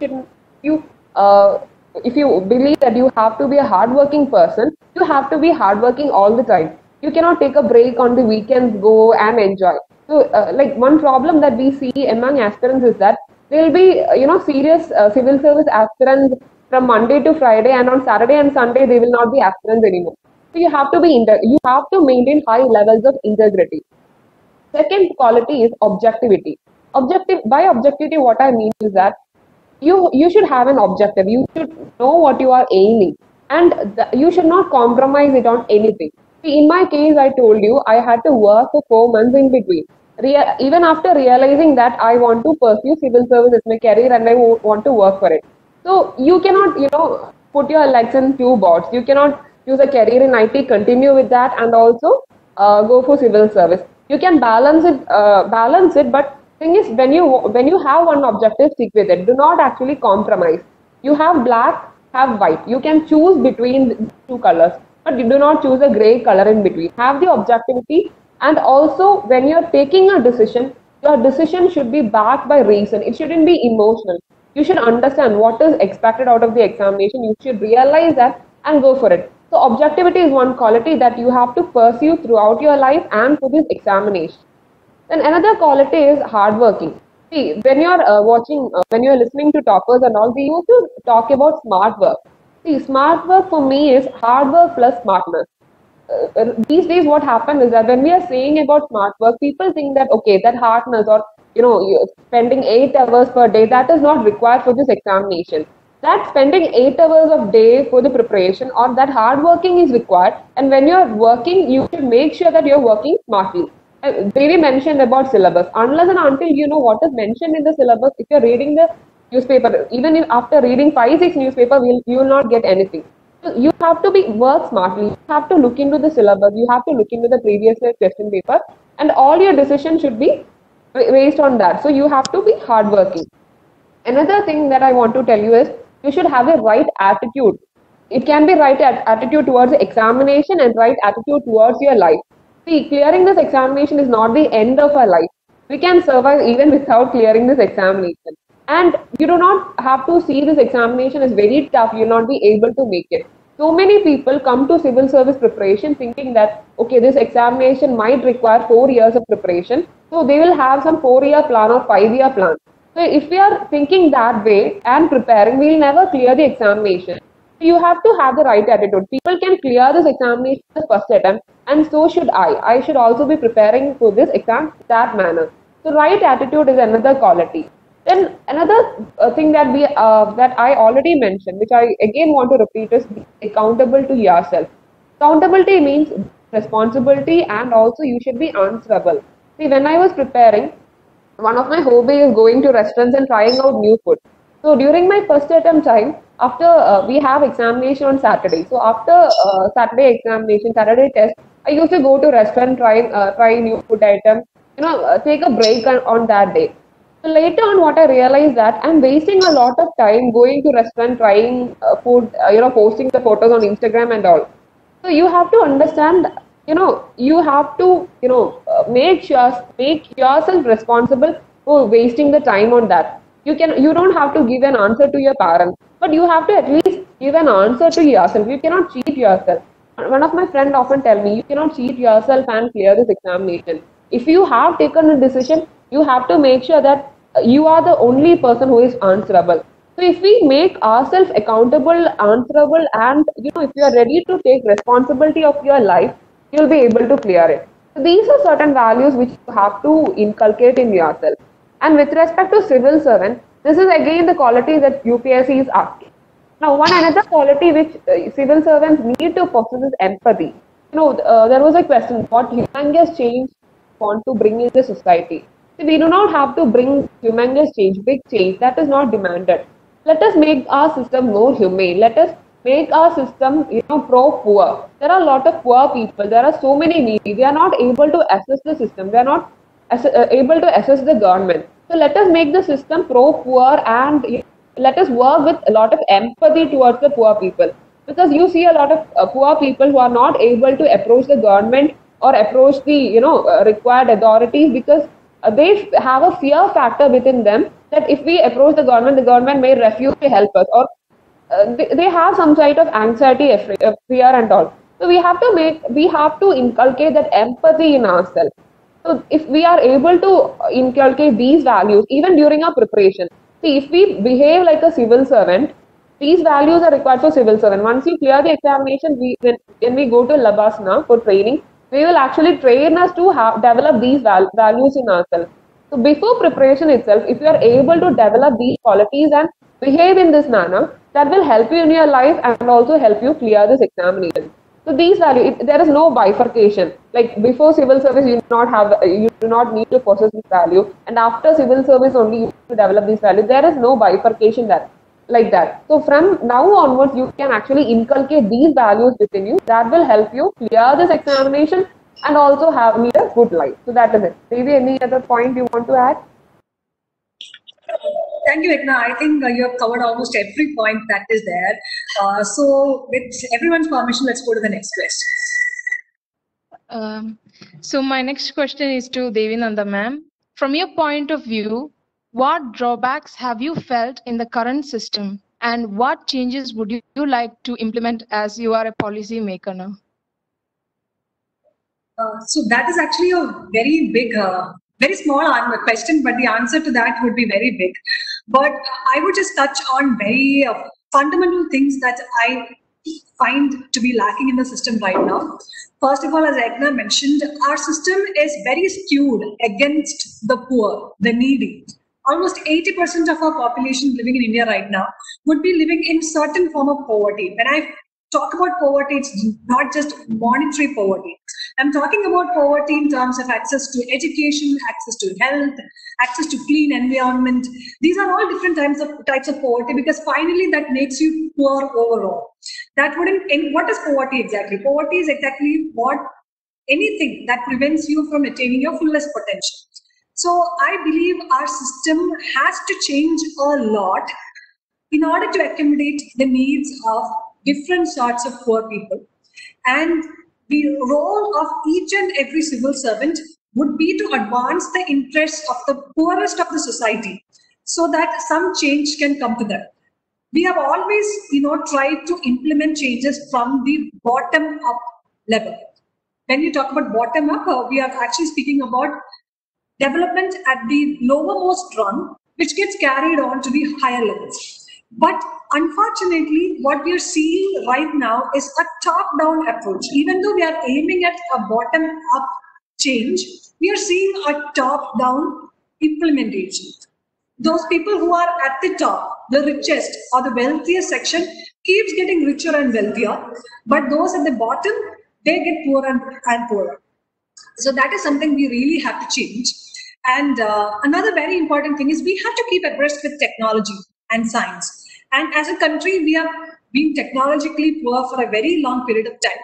But due to the pandemic that we are in right now, our government and our civil offices and all these institutions have had to dig deep into technology and understand the importance of technology to make things happen. For example, I'm able to talk to you today because we are harnessing the use of technology. And I'm very glad about that, because in the future, any person sitting anywhere in India should be able to attend a quality lecture without having to travel in person and incur all the expenses of travel, accommodation, etc. So that is another thing that we can work in. And what is the main attraction of civil service? The main attraction of civil service is that it gives you an opportunity to work and in different fronts. For example, an IAS officer would have administrative job. A police officer would be maintaining law and order. A foreign service officer would be maintaining India's relationships with other countries, which are of very much importance because we are a globalized, world today. So as civil servants, we would want to implement small changes in all these areas so that we can make our administration, we can make the administration more friendly to the people and stay true to the fact that we are public servants. We are servants of the public. So the changes that we bring to the society should benefit them the most. I think such small changes in the system would help it become more humane and become more effective. Ekna, do you have more points to add to this? Thank you, ma'am. It was inspirational. Now it's time for Jugno of 12A1 to ask his question. Yes. Hello? Yes, you're audible. Okay, good morning. I'm Jugno Shukur of class 12A1. Your words were really helpful, and as an elder sister, you have become a really big source of inspiration for all of us. So moving on to my question, how did you get to know about the news of your selection, and what was the first emotion or feeling that you were feeling that turned up? Jugno, I got to know about my results, the final results on August 4th. That is the day when everyone would come. That is the day when everyone came to know about their results. But we never know when UPSC publishes the results, final results. So we were waiting for a very long period of time. Especially the results were delayed due to the COVID situation in Delhi. Many of the interviews had to be deferred. So we were all anxiously waiting for the results, and we never knew it was going to come on October 4th, on August 4th. So in the morning, I was preparing for the next prelims because we can never be sure whether we clear in a particular year. So I was very much concerned whether I would clear this year. So I was preparing for the next prelims. And I had switched off my internet in the phone so that I won't get disturbed by messages that were coming. So around 11:30 in the morning, my teachers from the academy, they called me. And then they started saying, "Oh, Devi, result. And, I couldn't actually process what they were saying. And I was so shocked. We were waiting for so long. And in this one moment when we were expecting it the least, the results had come. And first I asked my sir who called me whether I cleared. And then he said, "Yes, you cleared, you got the 92nd rank." And then I asked about two of my very best friends from the academy. I already mentioned about them, Sapna and Mrudul. I asked whether they cleared, and they had cleared too. So I was very ecstatic, and probably the first emotion that I had was of relief. I was relieved that after almost one and a half years of studying, finally I could just sit aram se and take some rest. I would want Ekna also to answer this, but going forward, I think one person would answer one question because we are falling short of time. Okay, Dev. So when it comes to me, I was actually expecting the result on August 4th because I was looking into different Telegram channel and they were saying the result will come on that day. So what happened with me was during the time of mains examination, again there was rumors that the result of the mains examination would come on a particular day. So that day I went for shopping, and while I was shopping, one of my friends called me and said, Endai. And I was like, what happened? Then she said the result came, and then she forwarded a PDF to me. Unfortunately, that was a fake PDF, and believing that it was a legitimate PDF, I opened it and checked it, and my roll number was not there. So I felt like I failed. My roll number was not there, so definitely I would have failed the examination, and I was thinking whether I should inform my parents then. So I had that, I was a victim of fake news during the mains examination.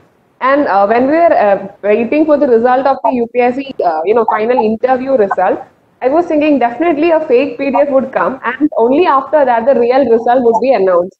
So on the day of examination, I was talking to one of my friends. I was connected to the headset, and I was going through the Telegram channel in which the discussion used to happen.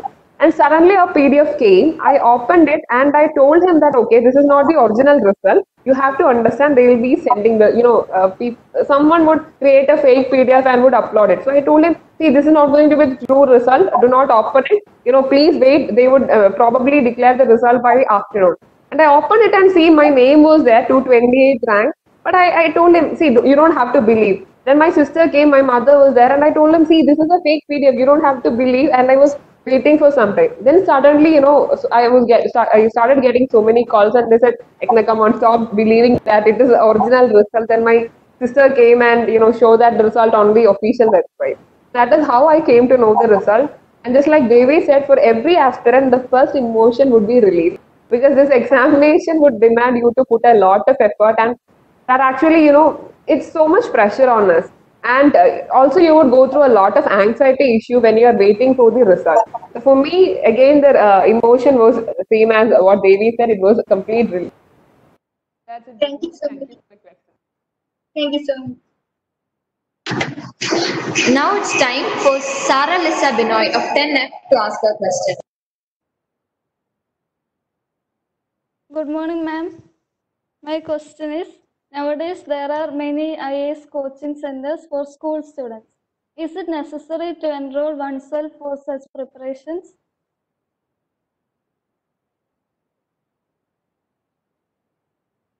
Hello, Sarah. Hello. Hello, Sarah. Thank you for the question. It's a very important question, because most of the time students do not know what is what is UPSC examination, and they would go for coaching. Maybe for some student it wouldn't be required. See, coaching is not a very vital component in your preparation. What you require is the right guidance and right mentorship. If you are able to find out a right mentor, or if you are able to find out right guidance, then that is sufficient. See, nowadays we have a lot of websites coming, and these websites will endless what we have to do, do's and do nots of this examination. So if you are able to find out a mentor, get the right guidance, that is sufficient. What Coaching Institute does is that they will actually make this process easy for you. See, if you are going to study a subject, say history, then there will be, you have to refer a lot of textbook for that. But when you go and attend the class, it will become easy for you. Maybe you will have a lot of doubt. They will give you a direct answer, because they have taught a lot of students. They know what is expected out of this examination. So coaching actually helps us. It's like a catalyst. That's the only role of coaching. But what is required, even after you go for coaching, if you are not able to get the right guidance and mentorship, then there wouldn't be any point. So what you have to give a lot of importance is guidance and mentorship. And as I already said, coaching will actually help, act like a facilitator. Maybe?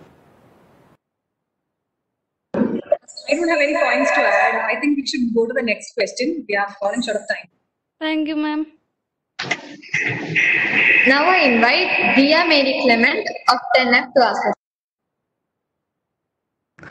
Good morning, ma'am. My question is, during the final stage of the interview, most of the aspirants get disqualified. Why is it that if qualified the final stage of interview?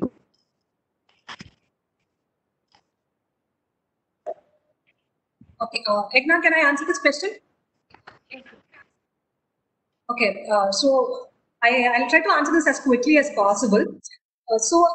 It is not in the final stage of the examination that many people fail.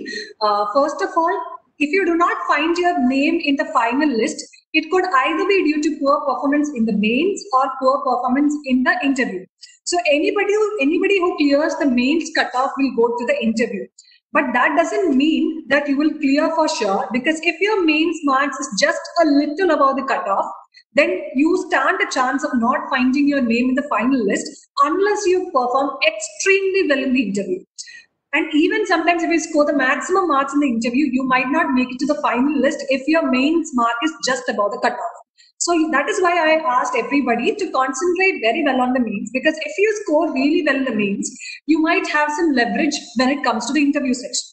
And in the personality test, many people are able to perform to their fullest because of many reasons. First of all, if you are a person who gets very stressed and who has confidence issues, then you might be a little scared when you face the board. So you won't be very confident when you answer the questions. Even if you find a question that which you do not know the answer to, you should be able to confidently tell your chairman that, sir, I do not know the answer to this question. Sorry, or probably you'll read on the issue if you do not know about it. Very humbly and confidently, you have to express to the board member that you are unable to answer a particular question. And let me tell you, you do not need to answer all the questions in the interview. Even if you don't answer a few questions, it's all right as long as you can maintain your composure and confidence and tell them that you don't know a particular thing and you are ready to learn it in future. So one of the main things when it comes to personality test is you have to be a person suitable to be selected into the services, and you have to give off that vibe to your board. So if you're not able to do that, probably that might affect your score. That is one of the major reasons why students are not able to make it through the interview. And with proper training, there are mock interviews that happen for people who clear the mains. You can develop yourself, and even using your different opportunities that you get at school and college levels, you can work on your speaking skills. You can actually read up and build your knowledge. As Egna already told you, you can try to inculcate the qualities needed for a civil servant from your school and college days. And I think that is more than enough to get you past the personality test stage. Thank you for the question. Can we move to the next one? And Egna, please answer the next question. Thank you, ma'am. I would like to invite Advait Ranjit of 10C to ask the question. Hello. Good morning, ma'am. Is it audible? So, ma'am, my question is, to whom would you attribute the credit for your success? First and foremost, to Lord Almighty, because this examination requires a bit of luck. So if we know, without His blessings, I believe that I wouldn't be able to clear. And for me, I had to face, as I mentioned, I had to face a lot of obstacles and adversities. So I was able to convert all these adversities into my benefit because of His blessing. So first and foremost, it is Lord Almighty. Then definitely parents, my teachers, the friend circle and all. That's it. Okay, ma'am. Thank you. Thank you, Advait.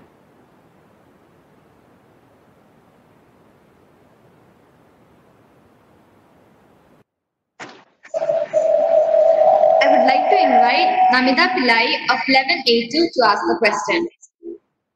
Thank you for your inspiring words, both of you. And this is my question. It is really simple. What is that one habit that every student should strictly follow in his or her life? So, there are so many things that you can follow as students. There are so many good things to take forward. But if you're talking about clearing a competitive exam or achieving great heights in life, I would probably say consistency and discipline is one of the most important things that you should have. You already mentioned the importance of being consistent and following your dreams.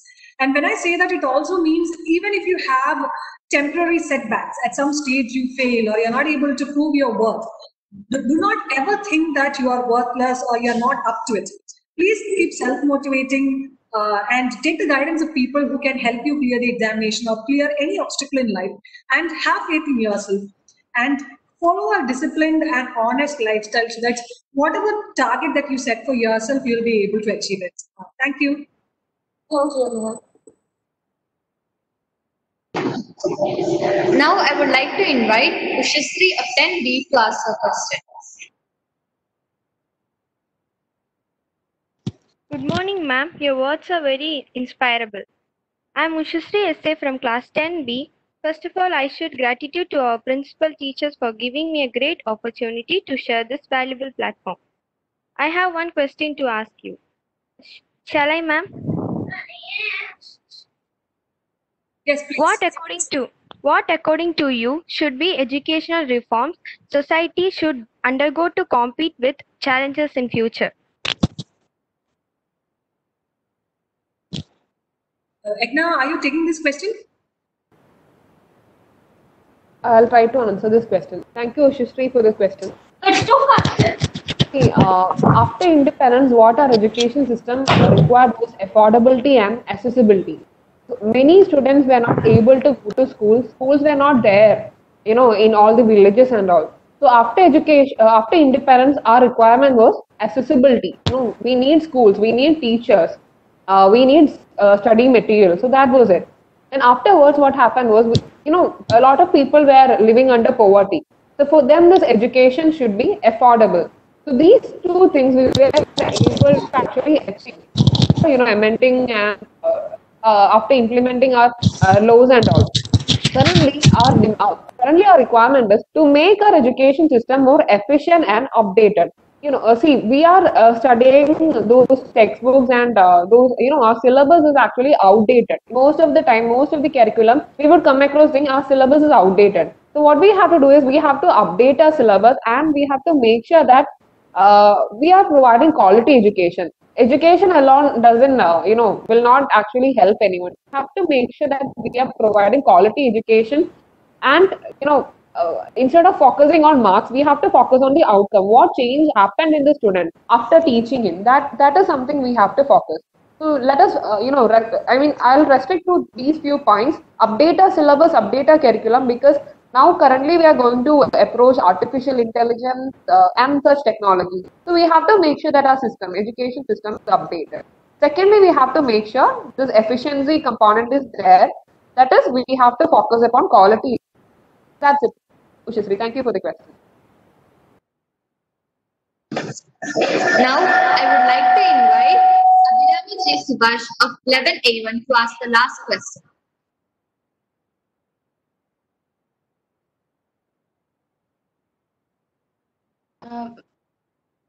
I would like to ask you, what is the one most severe obstacle that you have had to face in the preparation for the exam? One of the most debilitating setbacks that any person who is preparing for this examination has to face is self-doubt. So that is not just for this examination, for any examination, you constantly ask yourself, am I worth it? Will I be able to do it? And any temporary setback that you face will keep challenging your inner world. You will keep asking yourself and doubting yourself. So it is at this juncture that you need to hold on to things that you believe in, people who believe in you. And more than anything, you need to believe in yourself. So for any person, for be it me or Egna or anybody who is writing this examination, if a small failure comes in our path, immediately most of us would conclude that, oh no, probably I'm not cut out for a job in the civil services. But that's not like that. Even when you see your progress from school level onwards, even if you score low marks in a particular examination, there is always an opportunity for you to correct that mistake and move forward. So anybody who wants to prepare for civil services in future, please do understand that this is a very stressful examination because of the demand of the examination. But that doesn't mean anybody for that matter is less capable of doing it. That is my answer to the question. Thank you for the question. So thank you, ma'am. My second question is, what is the one advice that you would love to give your past self before starting the preparation or even just before the exam? Just give one small advice to my past self. Do not ever skip breakfast. Eat properly, then you can study properly. I would also ask Egna to give one-liner. Oh, we have come.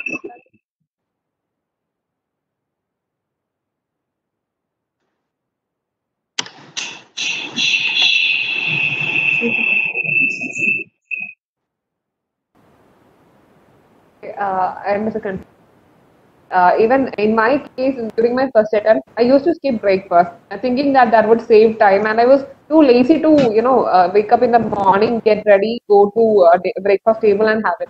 So, later on, I realized that I would come to reading room and I will fall asleep very quickly because I'm not having food properly. So this is something that I maintain. During second attempt time, I maintained my breakfast, and I also made sure that I have a very disciplined, proper timetable where I do not stress myself more. I used to give, that 6 hours time for sleep. I do not compromise on that. If I am able to study 8 hours, that is okay for me. But good health is something that you really require. Especially in my case, I had to suffer from severe fever for 4 months in between because I was too stressed out. So good health, good food, and good habits would be my advice to my past self. Thank you. We have come to the end to this wonderful session. In all aspects, it is a wonderful one which we Sarvodais will always keep in our minds. It is time to officially acknowledge our gratitude to all.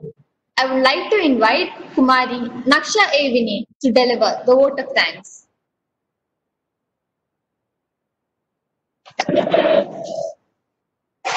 A warm good morning to all of you. I take this opportunity to thank all of you for having been with us. I take this opportunity especially to thank our guests, our dear students who have been very patient to be here to answer the questions of our children. And I thank our management for having given us such a good opportunity for us. Thank you all.